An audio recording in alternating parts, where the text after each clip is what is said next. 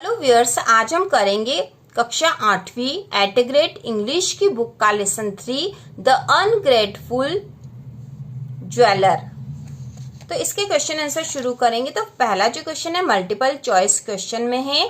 Choose the correct option and right, सही विकल्प चुनकर लिखना है।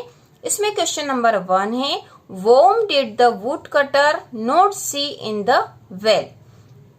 Whom did the would cutter not see in the well, कुएं में वुड कटर ने किसे नहीं देखा था। तो जिसे नहीं देखा था वो बताना है।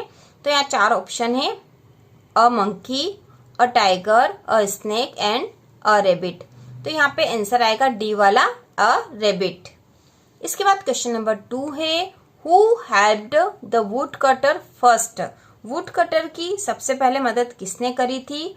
तो इसमें है मंकी, टाइगर, स्नेक या रेबिट। तो इसका आंसर आएगा अ मंकी। मंकी ने सबसे पहले मदद करी थी। इसके बाद है very short answer type question. इसमें answer the following questions in 1 or 2 words. 1 या 2 शब्दों में आंसर हमें यहाँ लिखना है।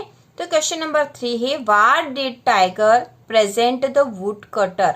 टाइगर ने वुड कटर को क्या प्रेजेंट दिया था या क्या उपहार दिया था। तो इसका आंसर होगा the tiger presented him a set of gold ornament. The tiger presented him a set of gold ornaments. Tiger ने उसे उपहार में एक सोने का गहना या सोने का हार जो है वह गिफ्ट में दिया था। इसके बाद क्वेश्चन नंबर 4 है, Was the woodcutter released from the prison finally? क्या वुडकटर वास्तव में आखिरकार प्रिजन मतलब जेल से बाहर आ गया था। तो इसका आंसर होगा यस। ठीक है, yes the woodcutter was released from the prison finally. ठीक है, यहाँ पे हम केवल यस भी कर सकते हैं और यहाँ ऊपर वाले में केवल ए सेट ऑफ गोल्ड ऑर्नामेंट्स भी लिख सकते हैं, क्योंकि हमें 1 या 2 शब्दों में ही लिखना था। इसके बाद है, what is the opposite word of ungrateful. Ungrateful का अपोजिट हमें बताना है। तो अनग्रेटफुल का अपोजिट हो जाएगा ग्रेटफुल, अन आगे का हट जाएगा। इसके बाद अगला क्वेश्चन नंबर 6 है, who dropped some sweet fruits for woodcutter. Woodcutter के लिए कुछ मीठे फल किसने गिराए थे। तो इसका आंसर है मंकी। मंकी ने गिराए थे।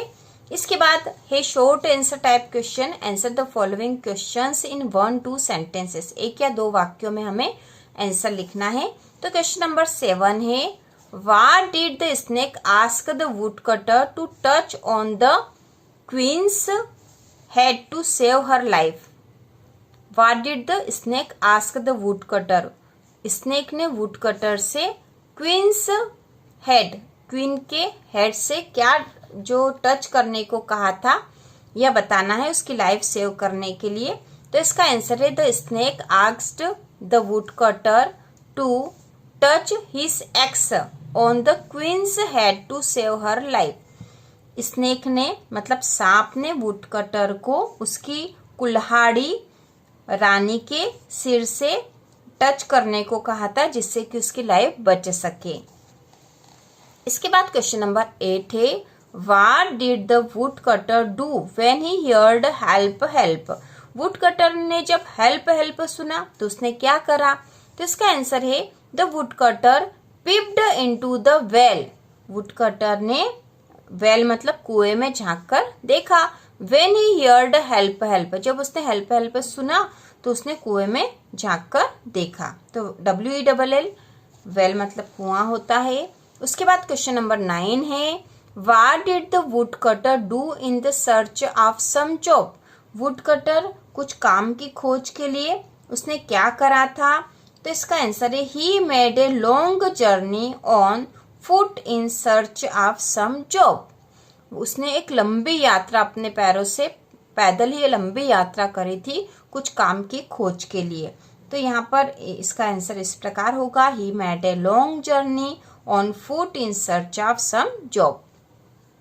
इसके बाद क्वेश्चन नंबर 10 है, the comparative and superlative degree of the adjective great are given below. Write the comparative and superlative degrees of sweet and long. तो यहाँ पे ग्रेट की दे रखी थी और स्वीट और लॉन्ग की हमें बतानी थी, तो हमने यहाँ लिख दी है। यह इस प्रकार से है कि सबसे पहले ग्रेट की है ग्रेट, ग्रेटर, ग्रेटेस्ट। तो यहाँ पर यह कंपेरेटिव है और यह सुपरलेटिव डिग्री है। इसी प्रकार स्वीट की होगी स्वीटर, स्वीटेस्ट। कंपेरेटिव हो जाएगी स्वीटर और सुपरलेटिव हो जाएगी स्वीटेस्ट। लॉन्ग की हो जाएगी लॉन्गर, लॉन्गेस्ट। इसके बाद अगला है long answer type questions. Answer the following question in 5 to 7 sentences. 5 से 7 वाक्यों में हमें प्रश्नों के उत्तर लिखने हैं।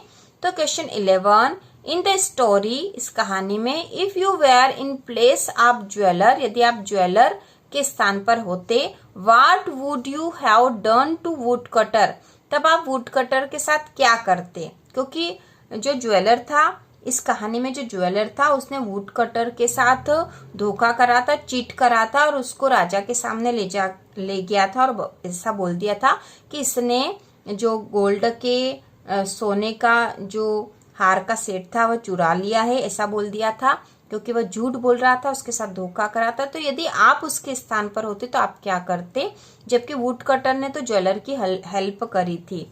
तो इसका आंसर हो जाएगा if we were in place of the jeweller we should help the, ठीक है, वी यहाँ पे शुड लिखेंगे हम SHOULD, we should help the would cutter and make his life easy and happy.